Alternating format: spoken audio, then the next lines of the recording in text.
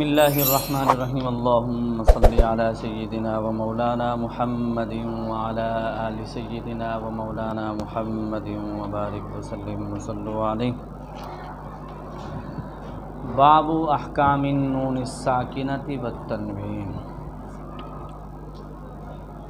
یہ باب ہے نون ساکنہ اور تنوین کے احکام کے بیان میں۔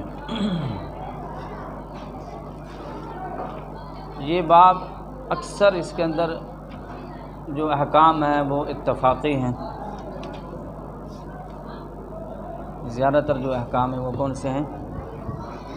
اتفاقی تمام قرآن کے اس کے اوپر کیا ہے جی؟ اب انہوں نے نون احکام نون الساکنہ، ساکن کی قید لگا کے نون متحرک کو نکال دیا ہے، اور تنوین اصل وضع ہی میں ساکن ہے، اور جو تنوین ہوتی ہے تنوین کو ذکر کیا ہے۔ تنوین آپ کو پتہ ہے کہ تنوین کے آخر میں اصل کے لحاظ سے دیکھا جائے تو وہ کیا ہوتی ہے؟ ساکن ہوتی ہے، اور تجوید کے اندر آپ اس کے اوپر صحیح بحث پڑھ چکے ہیں کہ نون ساکن اور تنوین کے اندر کتنے فرق ہیں، نون ساکن کیا ہوتا ہے اور نون تنوین کیا ہوتی ہے، یہ چیزیں آپ لوگوں نے پہلے پڑھی ہوئی ہیں نا۔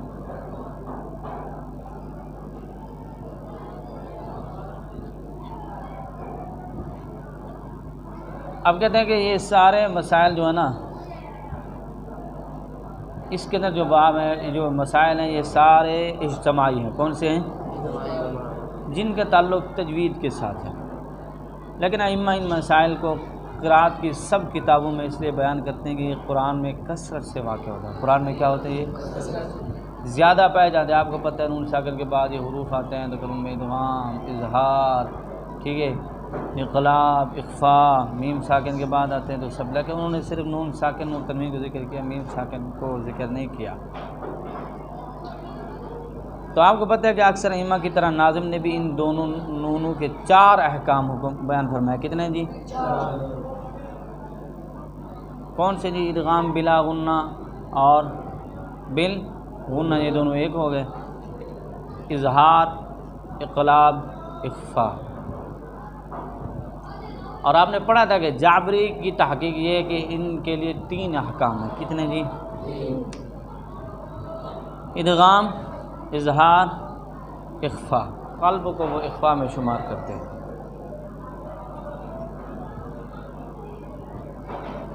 کیونکہ اخفاء جو ہے وہ کس سے پیدا ہوتا ہے جی؟ اقلاب سے پیدا ہوتا ہے، اس وجہ سے۔ تو خیر شروع کرتے ہیں جی۔ وَكُلُّهُمُ التَّنْوِينَ وَالنُّونَ أَدْغَمُوا بِلَا غُنَّةٍ فِي اللَّامِ وَالرَّاءِ لِيَجْمُلَا۔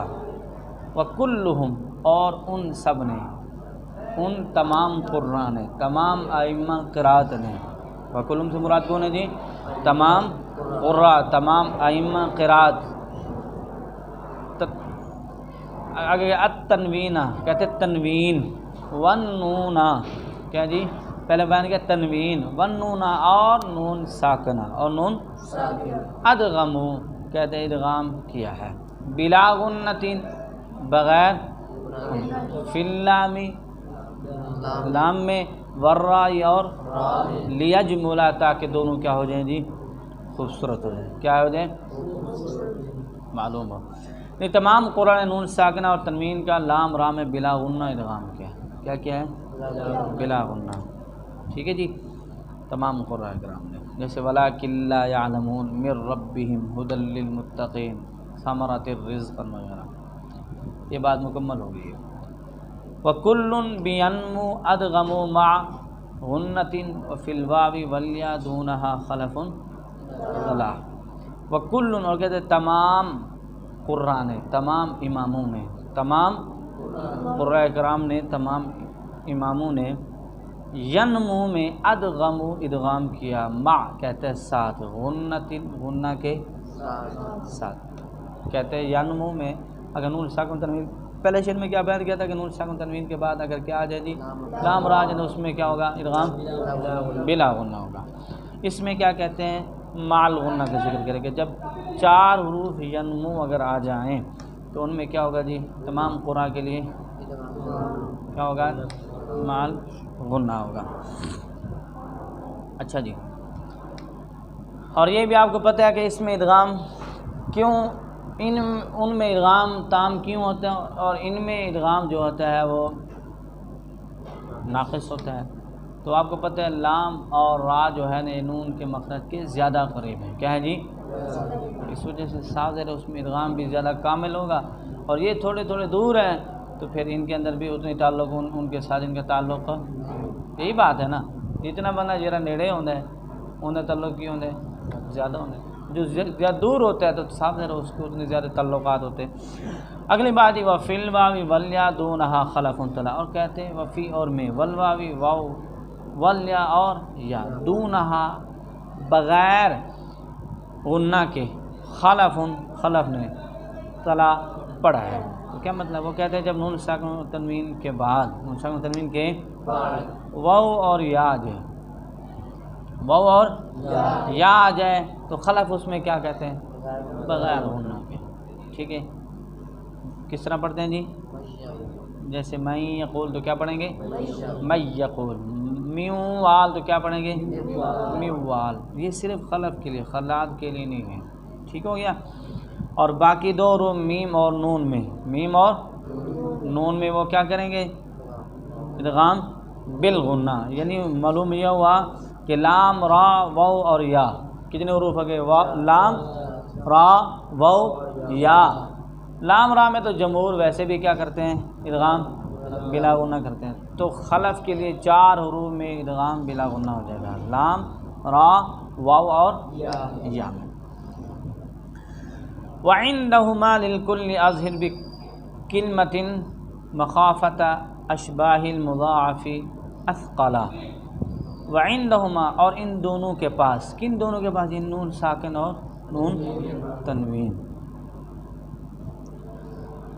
اب کہتے ہیں جب وعندهما للکل، وعندهما اور ان دونوں کے پاس للکل تمام قراء کے لیے اظہر بکلمۃ، اظہر مخافت اشباہ المضاعف اثقلا. اب کہتے ہیں ان دونوں کے پاس یہ نون ساکن کے بعد آ جائے گا، بلکہ تنوین کے بعد نہیں. نون ساکن کے بعد کہتا ہے عندہما، یہ دونوں کون سے؟ واو اور یا.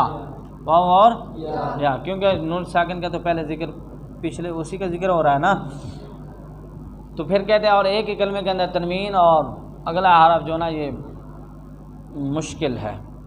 اس وجہ سے پہلا حرف کیا ہوگا جی؟ ساکن. کیا ہوگا؟ نون کیا ہوگا؟ ساکن کی بات ہوگی. تو کہتے ہیں کہ نون ساکن کے بعد واو، اگر واو اور یا آ جائیں بکلمتن، ایک کلمہ میں. کس میں ہے جی؟ پیچھے جو ذکر ہوا نا کہ مثال کے طور پہ ادغام ہوگا تو وہ کس میں ہے؟ 2 کلموں کی بات ہے. ٹھیک ہے جی. اور اس میں کیا کہتے ہیں؟ ایک کلمے میں کیا آ جائیں؟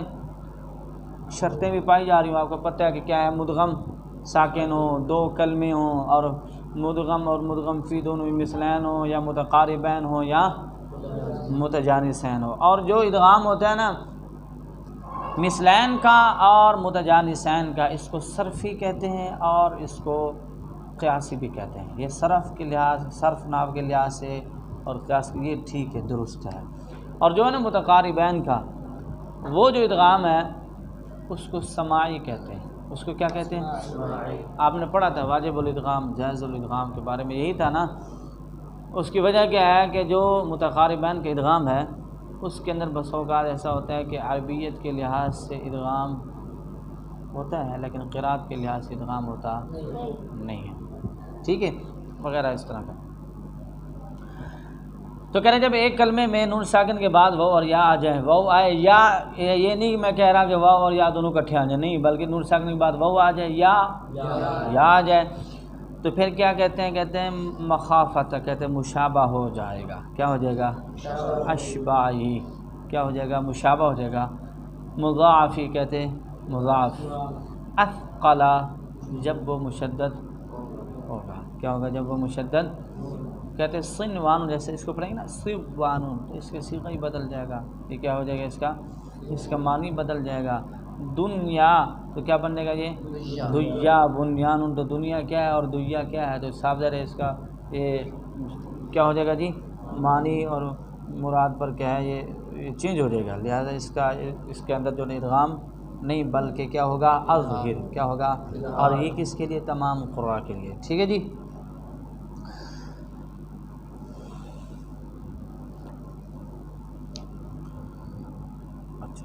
اب یہ ایک کلمے کی بات ہوگی نا، وعند حروف الحلق للکل اظہرا علی حاجہ حکم عم خالیہ غفلا، وعند اور کہتے ہیں نزدیک، اور حروف الحلق حروف حلق، یہ نون ساکن کے بعد کیا آ جائیں حروف للکل تمام قراء کے لیے، اظہرا کیا کیا جی اظہار کیا، آپ کہتے ہیں اعلیٰ یہ بیان کریں جی سنو، حاجہ ہیجان برپا کیا، حکم حکم، عم عام ہوا، خالی ہی اس کا گزرنے والا، غفلا غافلین، تو کہتے ہیں سنو موت کا فیصلہ نہایت سرگرمی کے ساتھ اپنی ضد میں آنے والوں پر عام ہے، حالانکہ وہ کیا ہے غافل ہے، وہ کیا ہیں وہ کہتے ہیں موت کا جو ڈیوٹی اللہ کریم نے جس کی ذمہ لگائی ہے نا اسرائیل علیہ السلام کے، وہ اپنی ڈیوٹی اپنے کام میں سرگرم ہیں،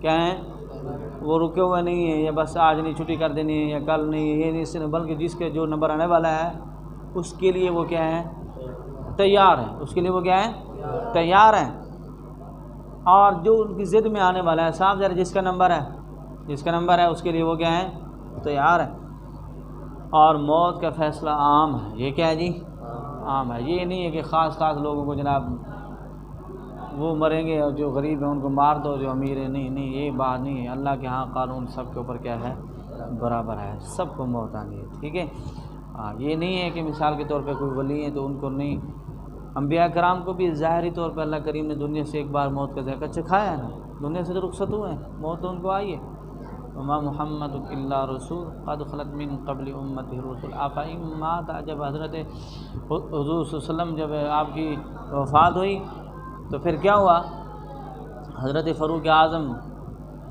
جلال میں آ گئے اور آپ نے فرمایا خبردار اگر کسی نے کہا کہ حضور کو موت ہوئی تو میں اس کا سر کیا کر دوں گا قلم کر دوں گا، اڑا دوں گا۔ پھر حضرت سیدنا صدیق اکبر اٹھے پھر آپ نے یہ آیت پڑھی، آپ نے فرمایا کہ کیا اگر یہ پہلے بدر کے غالباً بدر کے موقع پر یہ آیت کریمہ اتری تھی کہ جب وہ افواہ پھیلی کہ نعوذ باللہ حضور کو شہید کر دیا گیا تو کچھ صحابہ پریشان ہو گئے، غمگین ہو گئے، کچھ پیچھے ہو گئے، کچھ جذبے میں آگے بڑھ گئے، غمگین ہوتے صاحب ظاہر ہے حضور سے محبت کرنے والے تھے، تو پھر اللہ کریم نے یہ آیت اتاری کہ کیا اگر حضور کو اللہ کریم کیا کر دے افإن مات، کیا کر دے جی موت دے دے، کیا دے جی او قتلا قلبتم، یا وہ قتل ہو جائیں شہید ہو جائیں، قلبتم علی اعقابکم، تو پھر تم کیا کرو گے، تم بدل جاؤ گے پھر اپنے پرانے دین کے اوپر، پرانے اس کے اوپر مذہب کے اوپر، مطلب یہ دین کو چھوڑ دو گے۔ پھر یہ آیت کریمہ پڑھی حضرت سیدنا صدیق اکبر رضی اللہ عنہ نے، پھر حضرت فاروق اعظم کو بٹھایا، پھر ان کا غصہ ٹھنڈا ہوا، بات سمجھ میں آ گئی۔ تو موت کیا ہے کسی کو چھوڑنے والی نہیں ہے، زندگی جتنی بھی ہو، تو جب انبیاء کرام کے لیے حضور کے لیے جب یہ سب کچھ بنا ہے تو اللہ کریم نے ان کو بھی ظاہری طور پہ، اگرچہ موت میں عام آدمی کی موت میں اور انبیاء کی موت میں زمین آسمان کا فرق ہے، عام آدمی کی موت میں ان کی موت میں، بلکہ علماء کی بڑے بڑے ولیوں کی موت اور انبیاء کرام کی موت کا مقابلہ نہیں ہے، وہ تو وراء الوراء ہے، ان کی تو کیا ہی بات ہے، ٹھیک ہے، اور جو عام آدمی ہے تو پھر صاف ظاہر ہے، آپ کو پتہ ہے کہ عام آدمی ایک مولوی صاحب ہے یا ایک نیک آدمی ہے، تو عام آدمی کو آپ کو پتہ ہے اس کی روح کس طرح نکلتی ہے، اور جو ایک نیک آدمی ہے تو اس کی روح کس طرح نکلتی ہے آپ کو پتہ ہے، وہ سدے میں جاتے تو پتہ بھی نہیں چلتا، وہ فوت ہو جاتے ہیں، اور جو عام آدمی ہے وہ بیچارہ جو بدکار ہے، جو نیکوکار نہیں ہے، تو اس کو موت کس طرح کی آتی ہے، وہ 2-3 دن تک بھی، حتیٰ کہ اس طرح بھی ہوتا ہے کہ ان کو سکرات جو ہے لگی رہتی ہے، وجاءت سکرۃ الموت بالسکرات، ٹھیک ہے، تو یہ حق قرآن کہتا ہے یہ لگتی ہے، لیکن یہ کہ جیسے لوگ بھی ہیں جو کہ بس سدے میں گئے ہیں، بے شمار ایسے دیکھیں سدے میں گئے ہیں، سدے میں جا کے بس اٹھے بھی ہیں ٹھیک ٹھاک ہیں، اور ایسے بھی دیکھیں قرآن کی تلاوت کر رہے ہیں وہاں پہ ختم ہو گئے، قرآن کی تلاوت کرتے ہوئے اسٹیج پہ بیٹھے تلاوت کریں تقریر کریں، بس پتہ نہیں چلا ختم ہو گئے۔ بارہ جس کا جو نمبر ہے، یعنی نون ساکن و تنوین کے بعد جب کوئی حرف حلقی آئے گا تو بہت مخرج کی وجہ سے تمام قرآ کی، تو وجہ بھی بیان کر دی کہ کیا ہے اظہار کیوں ہوتا ہے، کیونکہ ان کا مخرج کیا ہے دور ہے، اس وجہ سے اس میں کیا ہوتا ہے جی اظہار ہوتا ہے۔ کہتے ہیں ایک کلمے میں ہو جیسے انعمتا تو تب بھی اظہار ہوگا، 2 کلموں میں ہو ان خفتم تب بھی کیا ہوگا اظہار ہوگا، ٹھیک ہے جی۔ اور اس شعر کے دوسرے مصرع میں انہوں نے حروف ہلکے بیان کیے، اعلیٰ جیسے حمزہ حاجہ ہا، حکم ہا، عما عین، خالی خا، غفلا غین، یہ انہوں نے مدغم، یہ انہوں نے کون سے حروف حلقے بیان کیے ہیں؟ کون سے کیے ہیں؟ حروف حلقے یہ بیان کیے ہیں۔ وقلبهما میما لدى الباب واخفیا على غنة عند البواقی لیکملا۔